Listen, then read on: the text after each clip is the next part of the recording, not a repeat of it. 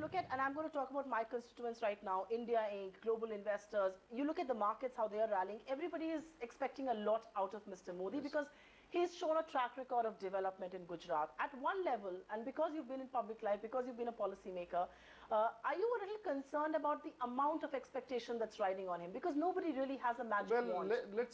Let's give him a chance and then discuss this.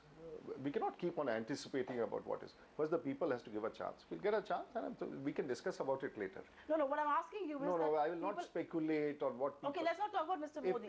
If people have reposed their faith in him, then they have to believe in him, and the onus is on the leadership to execute what the aspirations are. Otherwise, people will give you up. So why do we have to get into that speculation? Okay, we'll wish you the very best with policy making. Thank Two you. quick last questions I want to ask you, and this is particularly on aviation. You've been the aviation minister. Much water has flown under the bridge. FDI in aviation has been raised. We've got new players coming in, and still there is a lot of opposition to any new entries that is being made. One of your colleagues from the BJP, Mr. Subramanian Swamy, is opposing the entry of AirAsia, which has just got a license, which has just got a permit. Do you believe new aviation players will benefit commuters at the end of the day? Well, most of us have forgotten that the architect of the air revolution was Rajiv Pratap Rudy in 2003. That's exactly why I'm asking Most of us have forgotten. I don't mind. The modernization of the two airports, Delhi and Mumbai, the airport. No, the new licenses were all given out by you. I'll rattle it out. Airport Authority Act was amended to allow these two airports to be privatized. You see in Delhi and Mumbai. Shamshabad and Hyderabad and Devanali in Bangalore, both were greenfield projects which we executed. We revised the charter policy, we revised the ATF. You also give out the new licenses. No, ATF was first time in the history of India was reduced by Mr. Jaswant Singh from 16% to 8%.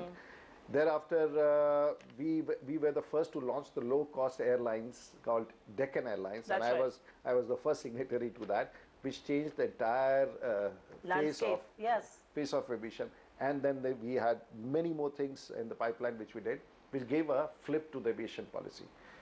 Praful carried on what I had left on the drawing board and he improved upon it. All these 36 non-metro swanky airports which you said, we have put it on the drawing board and it started happening, and finally you see them. Right.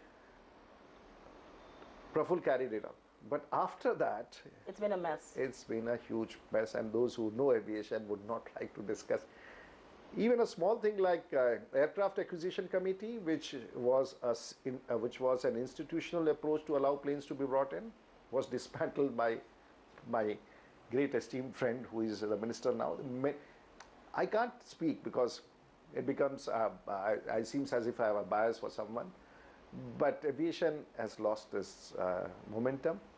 It's one thing which can, tourism and aviation can change the face of Indian economy. But as somebody who gave the option to a lot of Indians to fly, I mean, before Air Deccan, I did not know of too many Indians who would have ever taken a flight. It's thanks to the entry of a low-cost carrier which really took off this Thanks to Mr. Vajpayee and small amount. I'm saying thanks to you. I'm not even thanking Mr. Vajpayee. I'm saying thanks to you. He gave me an opportunity to do all this. But as somebody... But it's an old story. Let's not brag about things. You'll perhaps do new things in your next tenure. No, I never claimed so. But as somebody who ensured that happened, are you then not in favor of new airlines coming in, say an AirAsia, for instance, because it's an aggressive low-cost? I don't find any problems there.